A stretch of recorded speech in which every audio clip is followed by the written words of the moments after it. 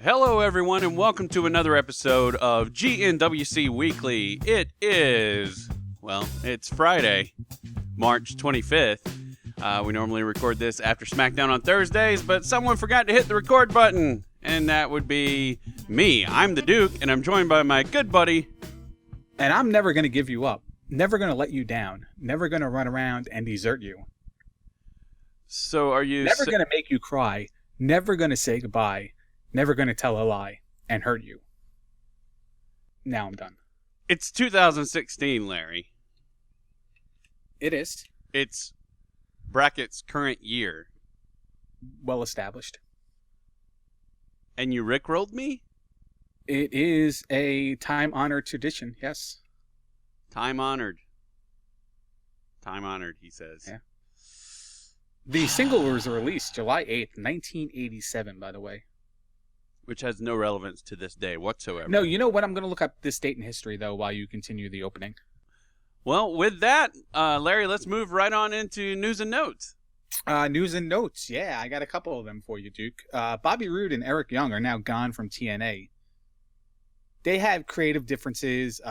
They were not happy with the direction of TNA. They both asked for their releases separately for separate reasons, and they were granted them. They just had to fulfill the obligation of taping the last set of TV tapings that just happened earlier this week. So, and this is Bobby Roode of Beer Money, whom James Storm, tag team champion Beer Money, yeah, tag team champion Beer Money, whom James Storm decided to go to TNA to have another run with him with TNA instead of staying with NXT just because there was more money involved or whatever. So TNA throws money at people, but they don't apparently have like significant long-term plans for them, I guess. Yes and no. I mean, the whole James Storm going back, I mean, TNA threw money at James Storm. It was just better for him to go to do it. It wasn't necessarily the reunite with Bobby Roode, but their reunification actually caused a problem because TNA then turned around to Bobby Roode and said, hey, you're not top tier talent right now. They didn't. I don't think they physically said this. I think this is the presumption of their offer. Right. Okay. That we're giving you tag team money because you're in a tag team and you're not a top guy. So that's messed up. He took offense to that, especially them being quote unquote originals. I don't know if they were necessarily there back in the Asylum days, but they were there a long time in TNA. Yeah. Well, and especially when you got someone, I keep tying it into James Storm, but you've got someone who probably turned down a much longer term offer to be there. And you're saying, well, you know, you're tag team and that's not top. So what? But we leaned on you when we needed you. But now that we have you booked in a tag team, we want to pay you less. Yeah, that's really messed up. Yeah, it's like, hey, listen, Johnny, you're going to go from the burgers to the fries, but we're going to renegotiate your contract and pay you 25 cents less because now you're on fries. Because you're a fry guy. Yeah. So you're pretty fly for a fry guy. That is absolutely. Do you know 98 years before Rick Astley's song was released, on the same day, the Wall Street Journal began publishing? Wow. That's pretty interesting, right? Yeah. That is probably still no relevance to today, though, right? It's news and notes, though. No, it's still July 8th. Okay. Whatever. Cool. TNA news also, with the guys gone, they went ahead and signed 5 new wrestlers. They signed a young wrestler who goes by the nickname M80. I don't necessarily know who he is, and I've never seen him wrestle, but it's he's like a Rich Swann kind of guy from what I'm reading, like an explosive, charismatic kind of firecracker type of wrestler. Interesting. I'd be interested in seeing him. They also hired husband and wife combination, Cherry Bomb and Pepper Parks. Cherry Bomb just came back from a collarbone injury that she suffered. I think she suffered it not at Shimmer or Shine, but at another event that prevented her working Shimmer and Shine. That's really, has nothing to do with anything, but I just decided to throw those 2 promotion names out there because she was pretty relevant in both Shimmer and Shine as part of the Kimber Bombs tag team with Kimberly, and held tag team titles in both Shimmer and Shine is basically where I was going with that. Pepper Parks has been around TNA tapings here and there. Finally signed to a real contract. And they also signed 2 other people who were formerly Sylvester Lefort and Marcus Louis of NXT fame. Gotcha. Or lack of fame when they were never on TV. So fair enough. Yeah. Did you know that Zack Ryder's spot in the not the Money in the Bank, in the Intercontinental Ladder match at WrestleMania is only there for him because Neville hurt himself? And that it still would have been a 7-person ladder match and not an 8-person ladder match with Neville. Zack Ryder is just replacing him. So it's kind of good for Zack Ryder to be on the card, the main card, and have his actual ring music play when he goes down the aisle. But man, like, why do they do that to people? You know, for somebody who's been around as long as Zack Ryder, at an event where pretty much WrestleMania can be considered the event where like people used to wish they were on the card. And now, because of all the gimmick matches, it's almost like everyone's on the card because of the Battle Royal and everything. Yeah, and you're just going to... Yeah. And to think that Zack Ryder never had a spot at WrestleMania? Well, and kind of that weird. He's been so over in the past, too. And that just was sort of seemingly cut short, or who knows what the politicking or whatever was that eliminated him from the picture for so long. But and it's kind of, we'll go on to, I'm sure something we talk about a little later addresses the whole internet rumor and like virtual benching of people sometimes when they're in on the main roster. But speaking of benches, there's a lawsuit out from former WWE employees, unnamed. They're creating a class action lawsuit against the WWE because of the WWE network, and in fact them receiving less royalties or no royalties because the stuff that they were featured on, the DVDs they were featured on, are widely available on the WWE network, so no one's buying them anymore. So it's a loss of revenue, and they get nothing from the WWE network. Yeah, that's unfortunate. It's unfortunate, and at the same time, it's just like, well, most of those are like old, but you know, it's still a royalty check. I mean, even if you're getting $5 a month or whatever, it's a check that's not coming in all of a sudden, you know. So who knows how far it really goes, you know. It could be way more significant than that, but it may not be too. Who knows. I'm just reading words on the screen, basically. And the last bit of news and notes that I necessarily have, brother, is that all of Daniel Bryan's fan appreciation nights have been canceled. Weird. That includes the Madison Square Garden show that's set to go off tonight, and some overseas appearances in England, I believe, as well. The only references to this that I can cite say that Daniel Bryan was requested time off, and the WWE granted it to him. And related to that, Brie Bella was also not around for Raw and SmackDown this week, who's said to be with Daniel.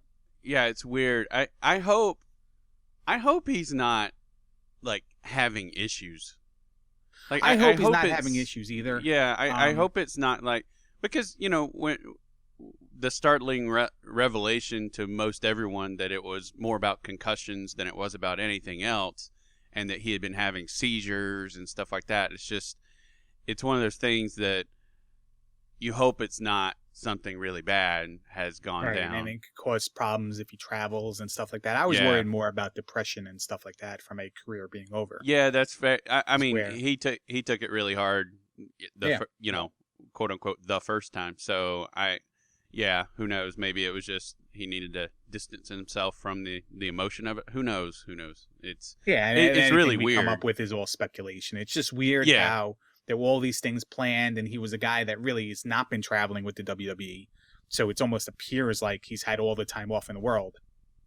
And then all of a sudden, on the heels of this whole run, it was just like, I need time off. Okay. Yeah. So, but it is also said in this speculated article that everything between the WWE and Daniel Bryan is still on best of terms. So There's Yeah. that going forward. And now the other news, and that is that Hulk Hogan made millions of dollars and now is available for WrestleMania. That's the short story, right? Yeah, yeah. I like how you keep throwing out he's available for WrestleMania, which I There understand. I understand what you're saying. 100% no way. Just like, well, no, not just like, because those odds have now diminished to 93.25% chance that Shane McMahon is not fighting The Undertaker one-on-one in the cell. There's a 100% chance that Hulk Hogan's showing up at WrestleMania. There's a 100% chance that he is, or that he is. Oh, okay. He'll be there. Okay. All right. He is relevant again on WWE programming. He is mentioned. His history is often stated and quoted again. Well, I mean, but that before was the kind of lawsuit like was- after the internet outcry. That didn't last very long that they stopped talking about him. But It lasted a long time, I thought. But I really think that he was pretty much retconned for like all of eternity until like more recently. I mean, I can't quote examples. He was mentioned on the Edge and Christian show, yeah. which is something that has to get approved. You know, it's not something they can just spontaneously say live. Are you sure? So, have you seen some of the stuff they say? yeah, I know. Well, I mean, it's all got to be approved. Yeah. So, yeah. I that was I love the commercial for Ryback's tweet delete.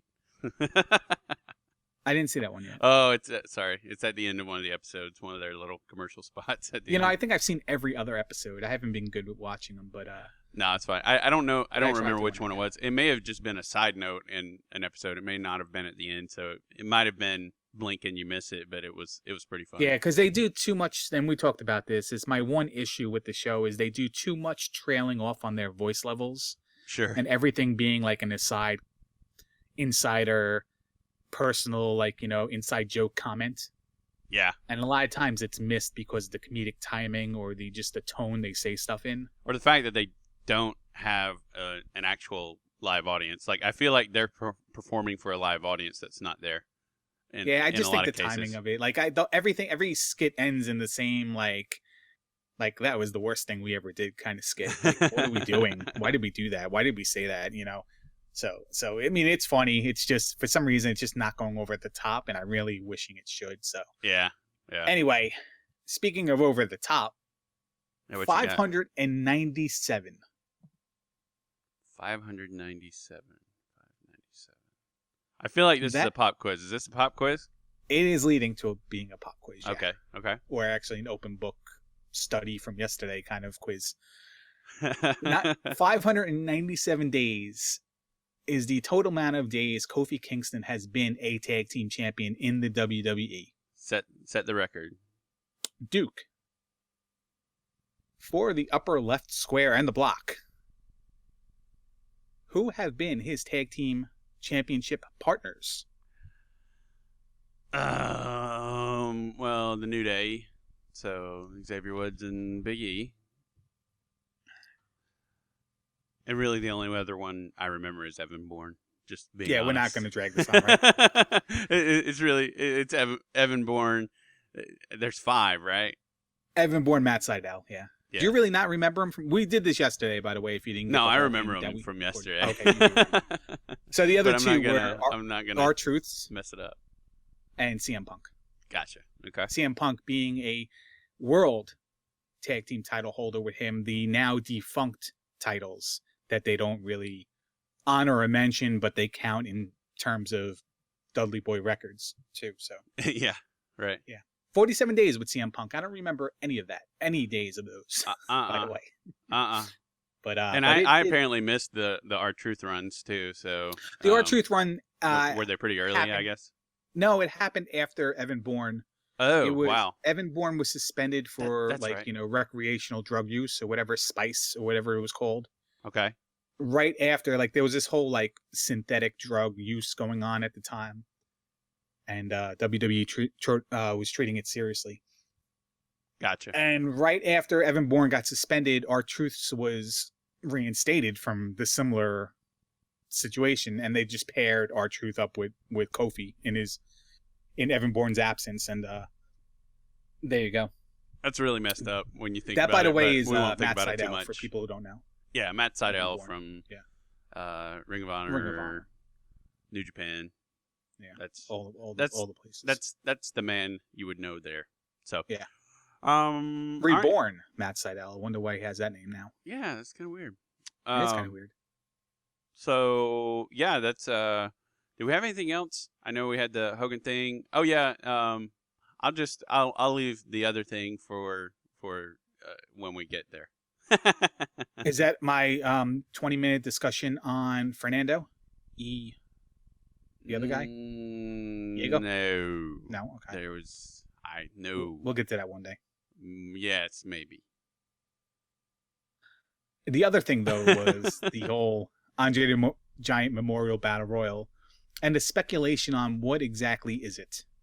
Is it a way to put over guys that you want to put over for future main event roster legitimate purposes? Is it a way to reward guys and show your appreciation for hard work and dedication? Or could it be something just completely random that they just decide to just throw a dart at a bunch of pitchers and wherever it lands, that's going to be the guy who wins and they'll just script everything around it? Which would you prefer? You know, honestly, I like the Cesaro approach from 2 years ago. Guy kind of comes out of nowhere, and you put him over in that way, and it did help legitimize Cesaro as a up and coming performer more than the U.S. title did for him. Yeah, exactly. Yeah. I like that. I like that approach of maybe bringing someone up from NXT or maybe bringing someone who's been out of the limelight for a while, but you've got a good program ready for them or something like that, or whatever, you know.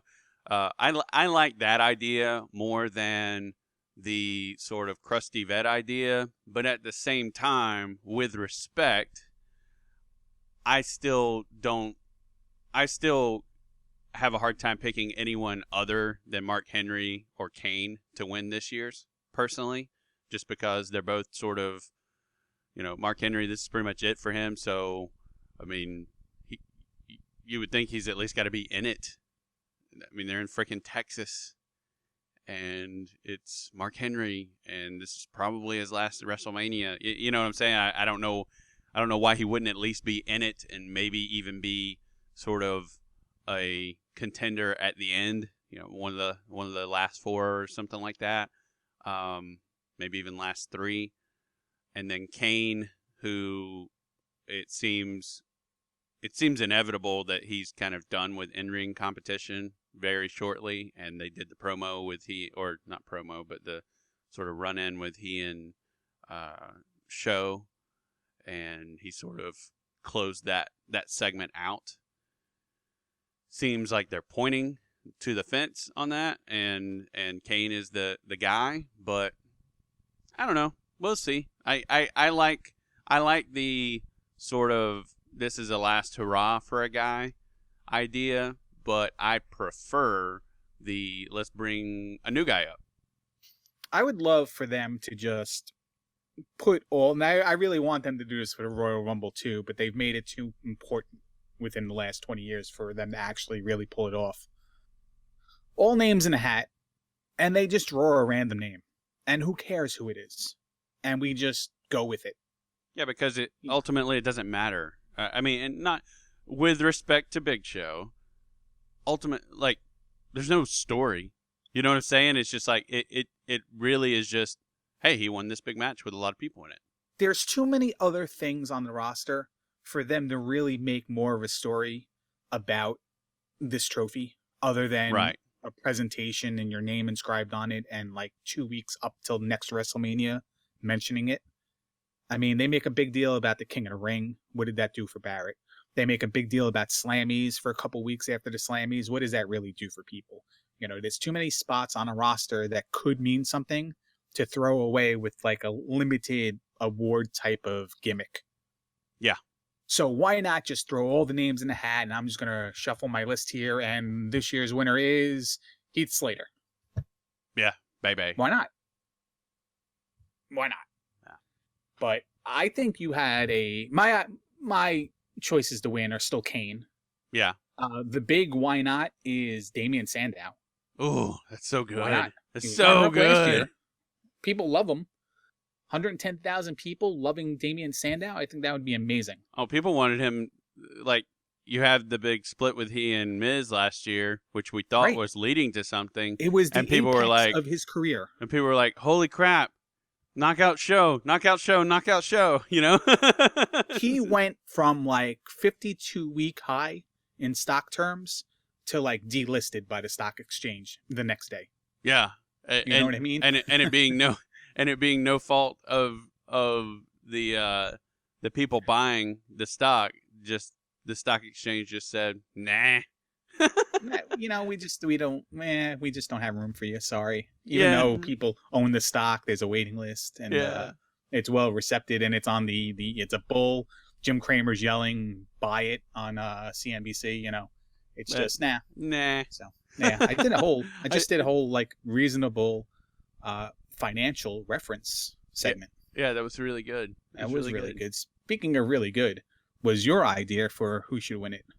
I think it should be one of three guys, and this is based on something I sort of alluded to earlier for a news and note, but decided to bring it up here. And that's Cody Rhodes, not Stardust, Cody Rhodes, Tyler Breeze, or the Perfect 10, Ty Dillinger. I think it'd be amazing. I think it'd be great too. I liked your idea for the Royal Rumble thing better. Why don't you explain that? Yeah, okay. So, fantasy booking for Ty Dillinger. You get to spot number 10, and, you know, Royal Rumble, everybody always counts down 10, 9, 8, 7, 6, 5, 4. So, you get to spot number 10. Who is it? Who is it? And then it just goes 10. And the crowd, you know, keeps trying to count down. And it just leaves 10 up on the screen. And I liked your suggestion that Lawler or someone who's on commentary is just like, it looks like our countdown's or it looks like our timer's broken. And then Ty Dillinger just comes out and the crowd goes completely insane, screaming 10, 10, 10, 10, 10 as he comes down to the ring. And he could go out immediately. But talk about just a pop. It would be hilarious. The perfect 10 lasts 10 seconds. Yes, that would be. And it turns right around into an angle in NXT about that. Someone making fun of him, and then you know, well, I mean, at this point in time, you have him in that stable with Cody Rhodes and Tyler Breeze. So. Yeah, it seems like that's happening. Which all signs point to Stardust is done. And Dashing Cody Rhodes is making a return, and it seems he will be stabling up with Tyler Breeze and Ty Dillinger, which he has a really good relationship with those guys. So that would be the chemistry could be pretty awesome, and that kind of goes back to our idea that it seems New Day is going face, or mainly neutral, but more babyface leaning babyface. Let's talk about this. Sure. So, man, I'll just throw away my surprise winner of the Royal Rumble without the Andre the Giant Battle Royal without any real further comment. Baron Corbin, why not? Yeah, why not?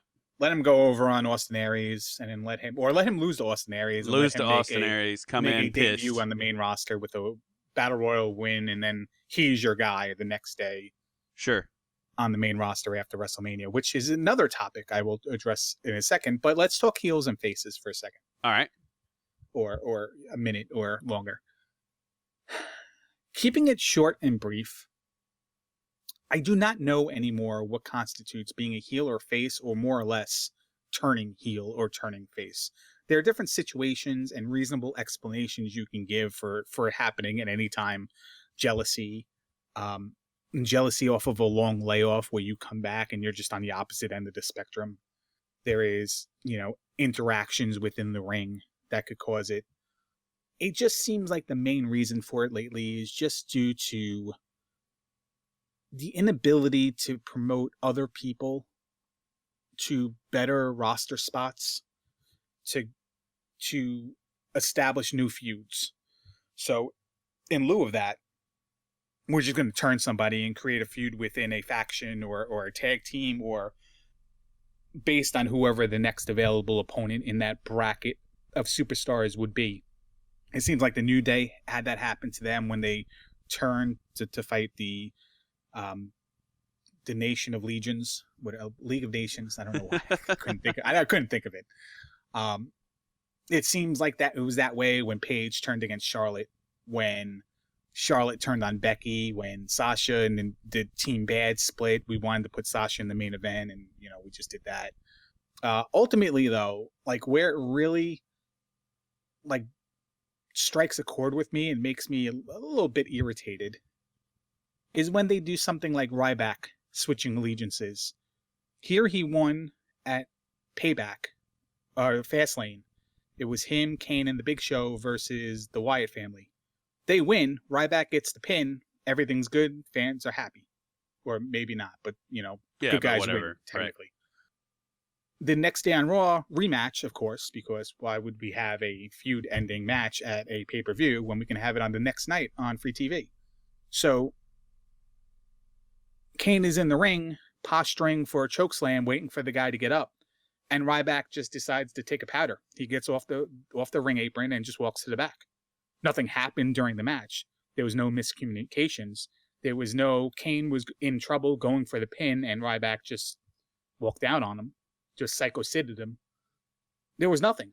It's just he got off the apron, he went to the back, he must have been hungry, I guess. And now he's a snarky ass to everybody, especially smaller people, which he was last year as well. I don't understand that. I also don't understand the need, and this is the thesis, the Kane-Hackman theory argument, is that we have AJ Styles debuting in the Royal Rumble, and then Chris Jericho wants to be the first one to fight him. They have a bit of a respect. Jericho wants a rematch. Jericho wins, but now Jericho is kind of a bad guy to AJ Styles. Then they have a rubber match. AJ Styles wins back Jericho's respect. They become a tag team. They have shirts made. After their technically second match or maybe third match together, I don't know how many times they fought the Social Outcasts, but they have the championship match, and Jericho turns on him after the match, only to have another match at WrestleMania. So in a sense, if we're like really defining people on one side or the other, it just appears that within a 2-month span, Jericho has turned face heel 1, 2, 3, 4 times. Yeah. And on top of that, it results in a 4-match feud after an additional match after a 3-match series in which they mutually had respect for each other just to have another. Like, I don't understand why the whole need for this. Why couldn't they just had the initial match, the tag team partnership, and then the betrayal? It could have happened on the same date in history, but they would have been a tag team for longer. And then leading up to the match at WrestleMania. I don't understand this wishy-washy Bella twins are going to be face or heel no matter, depending on who they fight kind of thing that they seem to be doing lately. Where's my HBK super kicking his longtime partner through a plate glass window? Where's my Andre the Giant beating up Hulk Hogan? Where is Randy Savage turning on Hulk Hogan? Last thing that happened that has a historical reference in my mind is Kevin Owens destroying Sami Zayn on his first night in NXT. And that's because as a fan of independent wrestling, I know these guys have been longtime tag team partners. Maybe it doesn't hit home with more people. So they have to go back further than that to have your notable, relevant heel-face turn. Also, on top of all this, who can turn heel or face that would shock anyone now? Yeah, that's John Cena, thing. Right? Yeah, John Cena, but how long does it last? And especially in this day and age of everything's a shade of gray. Nobody's really a good guy. Nobody's really a bad guy. And like you said, like your beef is with how people turn more than are they really a babyface or a heel. We've talked that to death in the past, but it's the turns just don't. There's no build. They're just turns. They're turns for turn's sake a lot of times. How it does the seems like. turn give me the feels, as the kids say? Yeah, exactly. How does it make sense? How does Exactly. it, do anything else but artificially cause a new angle? Where's exactly. Where's the psychology behind it? And something that I was saying, particularly with Jericho Styles, to me, this is where they were going all along. And you even mentioned it. It could have gotten here at the same time, but why have a 3-match series, including one on a pay-per-view that's essentially the rubber match? Yeah. Why? So in most people's mind, with 50-50 booking, he just went up in an odd series. AJ did. So it's over, right? Oh, so we're going to do this tag team thing. Oh, well, that's cool. That's great. That makes sense. Eventually, we all know eventually Jericho betrays him. If they wanted to surprise us, AJ could have gone bad, but you just don't see that happening. At least not right away, not unless the Bullet Club shows up. But yeah, it's just it's like you could have had the exact same outcome and had an actual build, but you decided to do what's essentially a series. Now, imagine this. Imagine this is only the second 1v1 that they had. Imagine there was the Raw one, and then they have it again, and you could do whatever you wanted to do at WrestleMania. AJ could lose. AJ could win, and it's just like, wow, Jericho's the 2-time loser here. That solidifies him more as a heel at this point, because then he can start cheating to win at Payback or whatever. But now at this point, now that we had the real betrayal after they really became friends, right? Now we're only going to have one match to settle it. Yeah, I know. Are we going the next night on Raw, or are we going to Payback? It's like, are we having more? Is AJ Styles in this company for 4 months and only having a feud with one person in that time? Right. Yeah, it's more questions than answers. It's more frustration than it is like you get distracted by. It's easy. Not naturally, but it's easy to get distracted by the goofy, shoddy booking over the fact that you have two really good performers in the ring. I mean, the wrestling's great. Maybe Jericho's not in the top shape of his life or maybe he's in the top shape of his life, but he's older and he's not going to take quite as many risks as he would in the past. But the wrestling's still really good and the chemistry's really good. So it's going to be good in the ring. It's going to be good in the ring, but the problem is it's now a combined problem with the whole heel face. How did we get here? Perception. Why was there a need for it? And at the same time, why are we seeing the same matches over for and the over and fourth time? And not to say that's bad, but if it's not the best of the 4, then it's not a good match because we've seen it before. Well, and 4 times over the course of a year, that's one thing. 4 times over the course of, what'd you say, 4 months, maybe?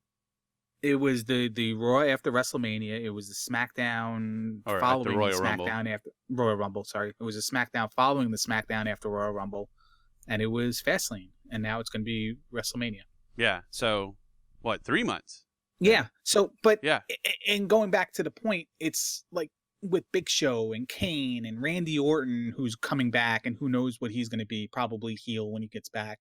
And Mark Henry and Paige and the Bella Twins. It's just like, why they could just go back and forth. And it's not like they're like in-betweeners. They're tweeners, They're legitimately either face or heel based on how they're reacting to the crowd and their opponent. So it's not like they just don't care and they're in the ring or whatever. There's a particular side they're playing for when they're in the ring.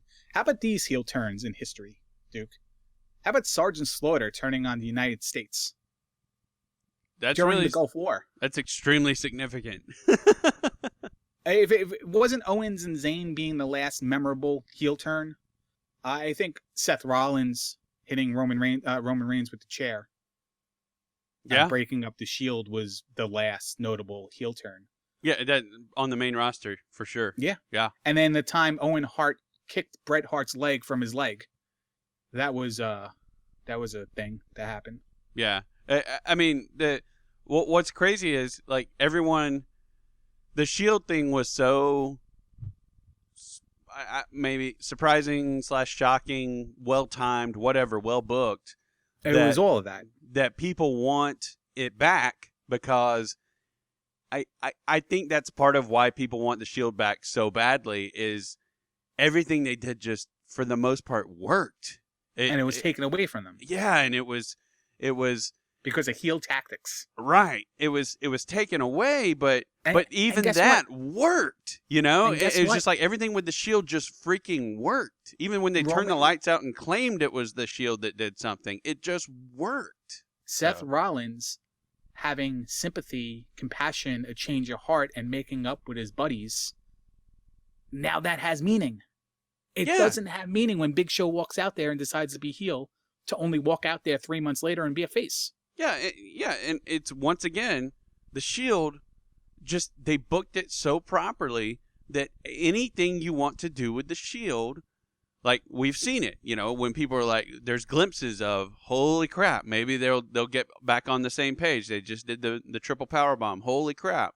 Everybody's freaking out. Everybody's cheering. It's the some of the loudest cheers that Roman gets during his, you know, I'm an overcomer that looks like a model run. But it's the biggest cheers he gets because everything that's been done with the Shield has worked. And like you said, it would work again if Seth comes back and says, you know what? Screw the Authority. The Authority wasn't by my bedside. You know, I was rejecting calls from Roman and Dean the entire time, but they were the only ones calling, you know? And for more on that, make sure you turn to our special edition episodes next week where we're going to do the NXT Dallas preview and the WrestleMania preview. Yep. Ones. Yeah, spoiling it a little bit, I guess. But now, the only real situation they have set up that, because when every good heel turn becomes that reconciliation face turn, Kevin Owens making up with Sami Zayn down the line is really the only thing they have going for them in terms of someone turning face and it meaning something. Otherwise, it's just another heel or face turn for whatever situation they need it to be. And that's where I have an issue with it all. Yeah. But you know what else I have an issue with? There's just no payoff. But there's none. Yeah. So what else you got though? I have an issue with people thinking that certain superstars can show up a day after WrestleMania and be top talent on the main roster. Of course, I'm talking about NXT darlings, Bayley and Finn Balor. And before you hate me on this, IWC, hear me out. Finn Balor is an obvious reason why I don't think he should be on the main roster the day after WrestleMania. There's just no place for him. He's not going to go into the top spot and fight Roman Reigns or Triple H. We'll just even say we don't have a clue how that match is going to go. He's not going into that top spot right away. He's not. So what is he going to do? He's going to fight, I don't know, Bo Dallas? He's going to fight Stardust? He's not going to fight... Yeah, he could fight Kevin Owens for the IC title if the IC title is still around Kevin Owens' waist. But even if it is around Kevin Owens' waist, you still have Sami Zayn there who has the feud with Owens and has not gotten him one-on-one yet. So you destroy that angle to put Finn Balor in there with Kevin Owens. That's fine. Does Finn Balor work well with Ryback if Ryback wins the US title? Basically, I'm saying that he's not going to be a player. Yeah, there's just no place. There's no place for him. Right. And if whatever place he goes into, it's kind of like they scrap anything they have meaningful, or they just create a situation for Finn Balor to succeed instantly. Or someone. And I just don't see that happening because I just don't see they just don't really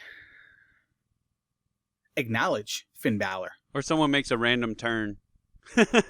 Going back to the previous conversation. He's going to be heel and he's going to be fighting Dean Ambrose as soon as he gets into the main roster. Something stupid. Yeah. Under some new name like El Americano, He's gonna wear a mask, but What? but that might be better for him. Like, not to say anything against him, but just being on the main roster and some of the crap they do sometimes. There's no place for him. And as a fan of Finn Balor, you'll probably want him in NXT longer because you can get him versus Nakamura or him versus, any of the other talent that's there. And it'll probably be more enjoyable for you week in and week out than if he was on the main roster and fighting Heath Slater. Yeah, exactly. And when we do the TakeOver special, I have an idea of something that firmly solidifies his position at NXT for at least several more months.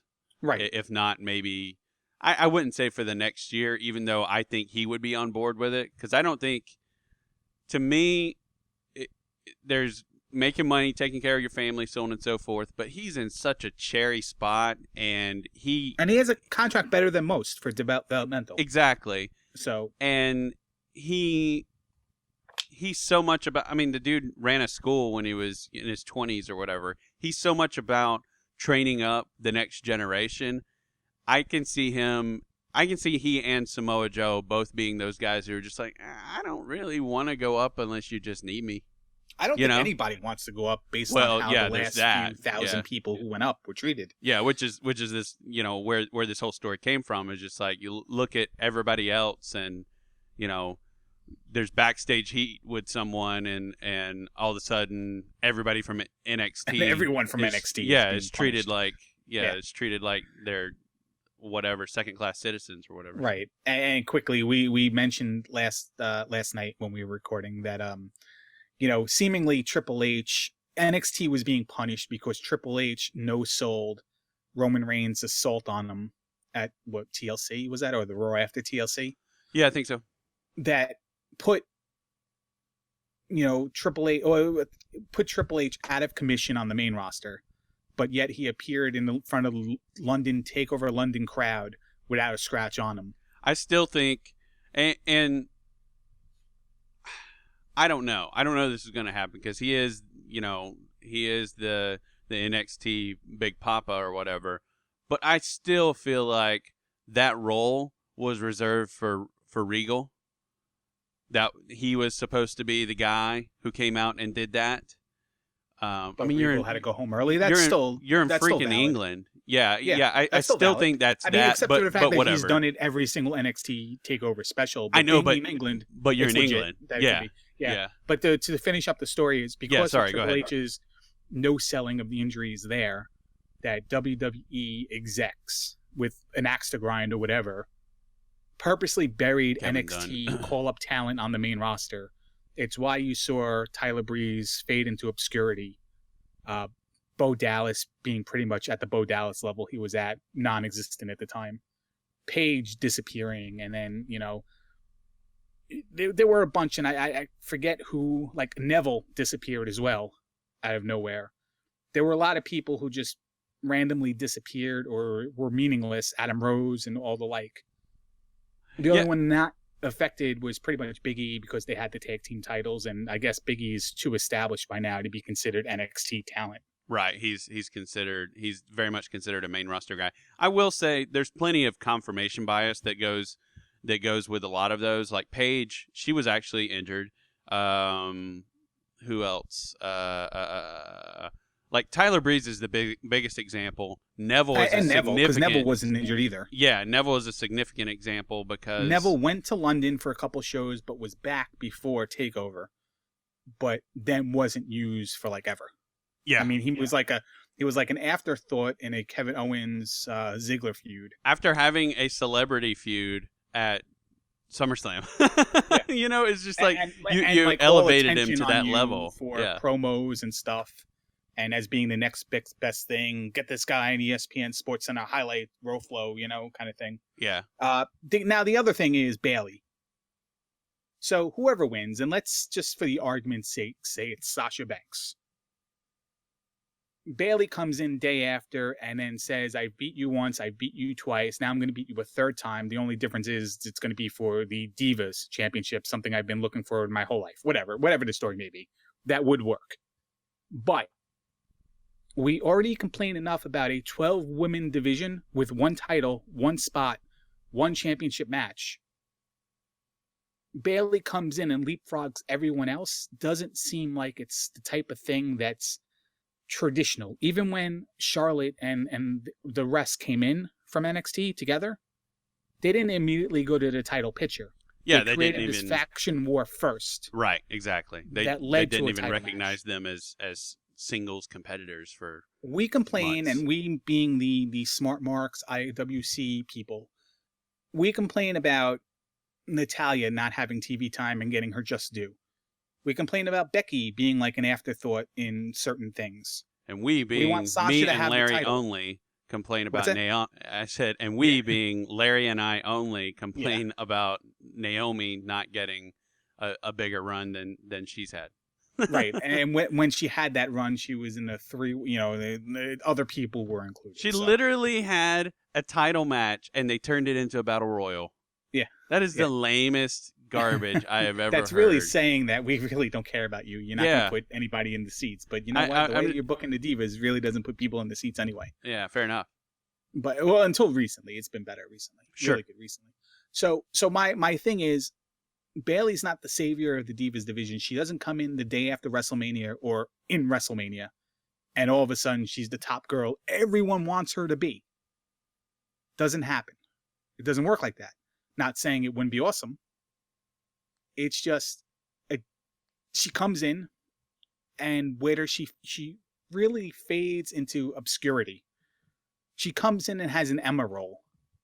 The goofy, happy to be there, comedic young girl who's hugging everyone and gets shy anytime she's standing around a WWE superstar.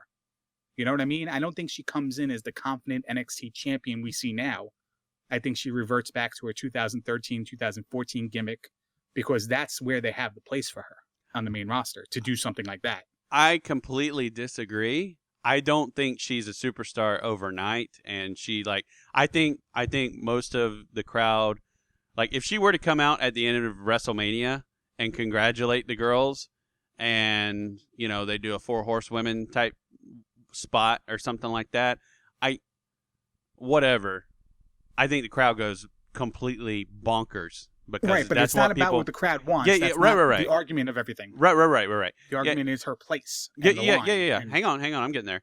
But the crowd goes nuts in that moment. However, there's no place for her roster-wise, as she's basically a better champion than the main roster champion. I mean, when you think about it, the NXT Women's Champion goes through a lot more than on TV than a Divas Champion does, because they book it seriously. So I will say that that she wouldn't be like it's Sasha Bayley 3 immediately. I would say that it's a 6 month to a year run of she shows up and everybody's like, yeah, great. Get to the back of the line, scrub. I feel like that's the thing. And then eventually you have Nikki Bella returning, and that would be like the story completely writes itself. But you're right in saying that she's not.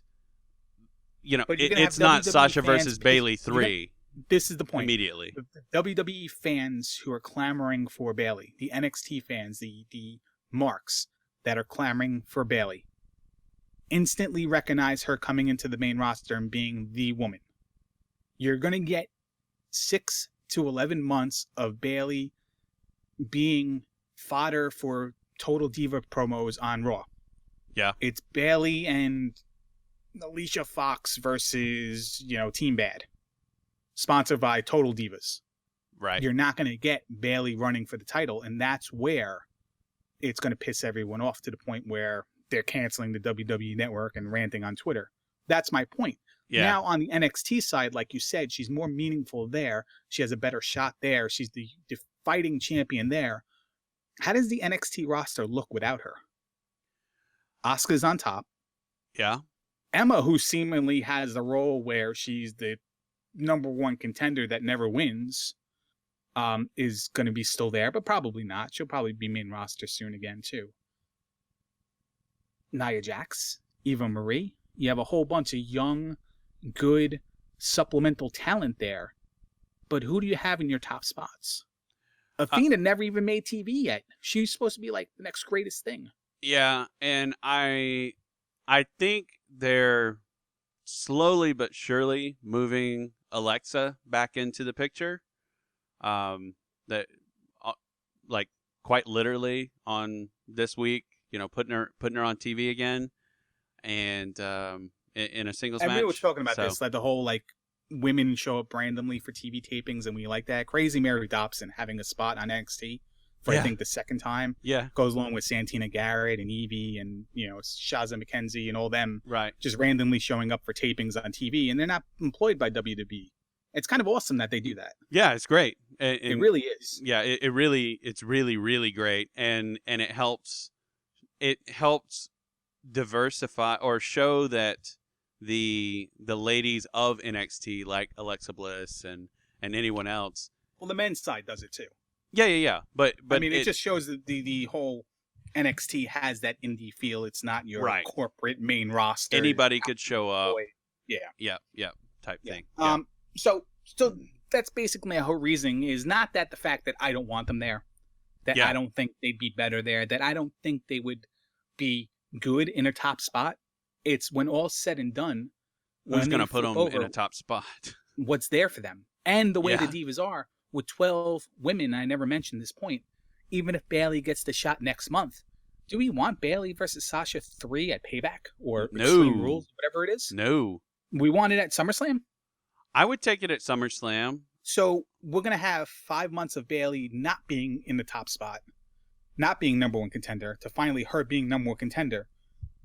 And 5 months of people who think they know better saying Bayley deserves to be there and she's the best. Yeah, see that's the problem is that you can have what is essentially, like I said, what is essentially a story that writes itself with Bayley, and people will be pissed because she's not challenging for the championship every freaking week. And it's that at some point we got to flip the switch, people. Just putting it out there. I'm not trying to be confrontational here, but I am. If you want the ladies to be meaningful, then they need to have meaningful story. And that doesn't mean you put Sasha versus Bayley at the top of the card tomorrow or, the day after WrestleMania. That's not what you do. And, while trying to insert Lana into the Divas picture as a competitor. Correct. While putting on your mind that Nikki Bella is eventually going to come back and Rosa Mendez is going to come back and other people are going to graduate from NXT. Yeah, Emma's going to come up division. And stuff like that. So it's, so even if Sasha wins, which is the ultimate reason why Bayley showing up works, even if Sasha wins, then, okay, Becky lost 2 title matches in a row. Maybe she's not number one contender. Charlotte's going to have a rematch. Maybe that happens on Raw and she loses again. Or Payback. So where's your number one contender there? Okay, it's Bayley. Okay, it makes sense, kind of. Forced, rushed, yes, makes sense. Okay. But there's still Naomi and Tamina and Alicia Fox and, Natalya and Summer Rae you're working back into the picture on house shows. Lana, you want to get into the mix. Brie Bella still hasn't retired yet. There are too many names for Bayley to come in right now and leapfrog just for a grade C pay-per-view coming up after WrestleMania. Yeah. It's literally. I don't want to make awful references here, but it's just getting it's. You're leaving out all the foreplay. How about that? I'll leave it. I'll say it that way. Is you're just getting to you're getting to the end way too fast. This is something that it's a blessing and a curse that there's no place for people like Finn Balor, any other top guys. And conversely, there is a place for someone like Ty Dillinger, who's been just a random in and out guy here, there, and everywhere, but has a gimmick. Perennial minor leaguer, I think. Yeah, but he has a gimmick that's over, right? And so he shows up. I have issues with the gimmick on a main roster, but I spoke my piece about that with you yesterday. Basically being that He has perfect in his name, perfect, and they made Ziggler take away perfect because of Curtis Axel and Hang and stuff like that. So yeah, but the chains are off, Larry. Yee. What's that? Still don't know what that means. Yeah. We're never. Still don't know what that. I'm still gonna no sell that comment like I did yesterday. Yeah, good. It's Axel's question. gimmick right now. That's what I'm talking about. Okay. Is it really? Yeah, the chains are off. Yeah, that's right. That's right. He does the noise. Then yeah, stupid noise. I love that Adam Rose buried that. By the way, I love that Adam Rose buried that on Raw. He buried that on each other. They're my favorite 4 best friends in the world. They really are. He said, no more yees. The yee is dead. They're my favorite 4 friends in the world. Like I really just they're great. They put them in Central Perk and just have them sitting down drinking coffee, and I'd watch that. I would watch that show for 20 seasons. Oh man, that would be a great web series. They would get so over from that if they did if they just reenacted scenes from Friends and like that's what the WWE Network should do. Is wore wigs and crap. Stuff. Yeah, that'd be amazing. But anyway. I know it costs money, and I have my arguments against that on previous episodes. Against all right, money. Here's another trivia question for you, Duke. A bonus one. Okay, another pop quiz. Another pop quiz. Am I waiting for theme music or anything, or no? Nah, just the graphic. Just tell me when to go. I did the graphic twice. There's the graphic. There it is. Okay, let's go. I don't see it yet. It must be a delay. Hold on. Okay, cool. All right. So, Undertaker has that phenomenal streak of 21 wins in a row at WrestleMania. Sure. Who has the current active streak, and how many wins in a row? Oh my gosh. And by the way, this means not wins in a row. This means undefeated at WrestleMania. Shane O'Mac, 2-0. Shane O'Mac 2-0 without missing a WrestleMania. Oh. I should throw that in there too because I haven't really. Then I'm just going to make the easy assumption and say Cena. I have no idea how many. Cena lost to Rock. He did. He did. And he's not undefeated. All right, you want the answer? This person's 2-0. Oh, okay. AJ Lee. Oh yeah, that's right. I saw that. I question the other if day. she won last year. Yeah, she had that 3-way match, right? Was that really a win? No, she did win. Oh, she did win. Okay. Yeah, she Black Widow. She did the Black Widow submission on Nikki in the middle of the ring. Oh, it was a tag team win. AJ and Paige beat them. Yeah, that's right. That's right. So AJ Lee currently holds the record of being undefeated at WrestleMania with 2 consecutive wins in a row. We are not continuing this streak, are we? I don't think so. I don't think so either. So rip streak, and we're going to start over again, and maybe AJ Styles can start the new streak at 1-0. Well, New Day won last year, right? Yeah, but Kofi Kingston has lost before, and actually no, Cesaro and Tyson Kidd won in the pre-show last year. They were the champions going in. Oh, and you're right. It was going out. I think. SummerSlam was where things. I don't know. I forget where things changed. Elimination Chamber was one of the places. I think that was where they lost it to the primetime players, right? I don't remember. No, that was the one where Darren was covering someone at the same time as someone else, and the referee counted not Darren but the other guy. I forget. Yeah, we'll have to go back and watch that, by the way, because it was kind of forgettable. It was kind of forgettable. Sadly, but, I was happy it happened, but it was kind of forgettable. But that's a good little trivia thing. Who won the tag titles the same night as blah blah blah won the tag titles, and technically Darren Young won it for primetime players. But anyway, there was no story on that, no story at all. Like back in the day, I don't even remember that happening, honestly. Well, I just saw it. I just saw it, and they didn't do anything. You could just see him in the background, and he's like, "Come on!" at the end, and it's just like, man, back in the day when we didn't have 1,700 cameras, you would make a big deal out of this, and you would start an angle with this easily. You'd spotlight it, and it's like in the background of the main shot, and you don't even talk about it. I'll show you. I'll go back and show you. So anyway, Okay, moving on. so Sorry. no. What, you were talking about for streaks. clarification.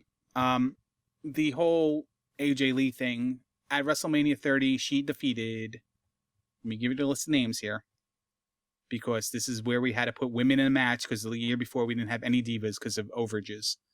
She defeated Oksana, Alicia Fox, Brie Bella, Cameron, who's another name coming back to the main roster, Emma, also coming back to the main roster, Eva Marie, Layla, Naomi, Natalia, Nikki Bella, Rosa Mendez, Summer Rae, and Tamina Snooker in the Vicky Guerrero Invitational for the Divas Championship.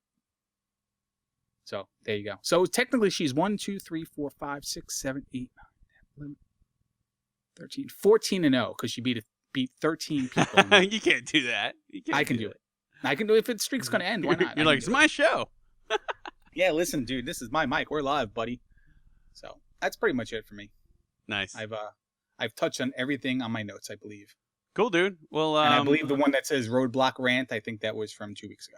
Yeah, it seems like that's what it was. And I'm Rick James, whatever. That was from 2 weeks ago as well. It's on my notes as well. That was last week, actually. That was last week's? Okay. Yeah. Oh, no. I think you're right. I think it was. No, it was last week. I don't know. We don't know when we do things. We just say things and hope that someone has actually hit the record button, which I did this time. So I'm really happy. I'm pretty sure really happy. that I contradict myself week to week on topics. Probably. I probably do too. So I don't. With awesome. That, I'm the Duke. Wait, hold on. Wait, what? Hold on. You're killing my clothes. I know. You're burning my clothes. Like you buried it. Weeks in a row. Let's go back to the Andre the Giant Memorial Battle Royal, and I forgot to mention that based on all the other scenarios, there's also a scenario where legends could also win this thing. Well, I kind of. And if we're in that. Dallas, what's that? Well, I kind of said that too. So. Well, we didn't mention the legends. The Rock is going to be there. Oh. Austin's going to be there. Hogan's going to be there. That'd be messed up. Allegedly. Well, I mean, honestly, how much does it take to win a battle royal? Nothing. You throw people over the rope. Right. As long as they don't go over the ropes, they're not taking a bump. Yeah. They just have to be the last person to eliminate somebody, and they could be laying down in the corner of the ring or standing up in the corner of the ring doing nothing, like Kevin Nash. So how fitting would it be in a night where Shane McMahon is allegedly wrestling The Undertaker in the Hell in a Cell? Oh my gosh, I just got an idea. To have his rival win the Andre the Giant Memorial Battle Royal. Are you saying the one and only Lethal Weapon, Steve Blackman, wins the Andre the Giant Memorial Battle Royal? Of course. Lastly, eliminating Damien Sandow, just to piss people off. Oh, man. Holy crap. No. Lastly, eliminating Bailey, just to piss people off. Oh, yeah. Yeah, that would just, like, people would be just so lost. How about Bailey wins a first ever Divas Money in the Bank title match and cashes it in at one of the major pay-per-views? That would be huge. And maybe fans treat her as an afterthought in that match for the title, for the briefcase, and then she just happens to win it, and then cashes it in whenever. It wouldn't be it wouldn't be Bailey Sasha 3, but it would be a nice surprise pop without being the main focal point of a storyline. Well, what would be cool would Something be, I just real quick, slight detour on that. What would be cool would be random NXT ladies start showing up. Alexa Bliss runs out, and other who knows, Nia Jax shows up. Who knows? Or no, Alexa Bliss, Eva Marie. That's what you do. Alexa Bliss, Eva Marie, and people just start booing because it looks like she's gonna get it, and then you have Bailey's theme music hit. Like you actually play her music. She runs out. Yeah, she runs out. There's a real knocks her off the ladder, and perceptual divide of what works in NXT and what would work in the main roster. And I think a lot of it would fall on deaf ears, and we've seen that with crowds recently, where something that's hot in NXT doesn't get replicated to the main roster. The NXT crowd takes to memes and tropes and other people's reactions. The main roster is just like they're there for that day, and they almost have they're oblivious to history for the most part, half of them at least. I think that was part of the success of the NXT tag title match, though, at Roadblock, was that people were in that match for the most part, and people were definitely into End Zone Big Cass when they came out. So it goes to show to show that that's been cultivated. But then the same night they were emotionless to Sami Zayn. Yeah, the most charismatic guy in NXT. Yeah, I still think that was the booking though. Just a match that made no sense against an opponent that made no sense. Both great guys, just didn't make sense. Anyway, real quick, I'm gonna throw out something since you brought up the Legends thing. How about this? So the Social Outcasts are going to win, right?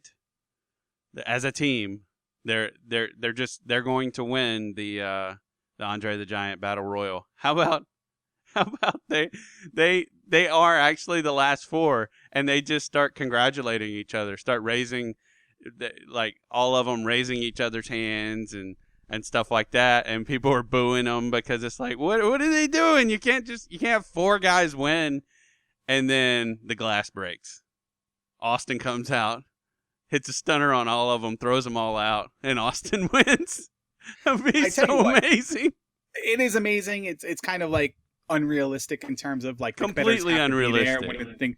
I think if they wanted to kill the Andre the Giant Memorial Battle Royal, I think that's the way to do it. That's how you do it. Just have Austin invalidate the whole events and then just never mention it ever again. But that was like Austin's gimmick, though. it totally fits. He did that. Do you want to hear something that's speaking of factions and groups and stuff like that? Do you want to hear something that's great where I involved throwback factions from the past making an appearance on WrestleMania? You want to do it now, or you want to do it next week? We'll do well. You want to hear it, yes or no? Yes. Then stay tuned next week when we do our WrestleMania preview, and I'll explain to you how a faction from the past is going to change the main event this year. Wow. Get off my computer.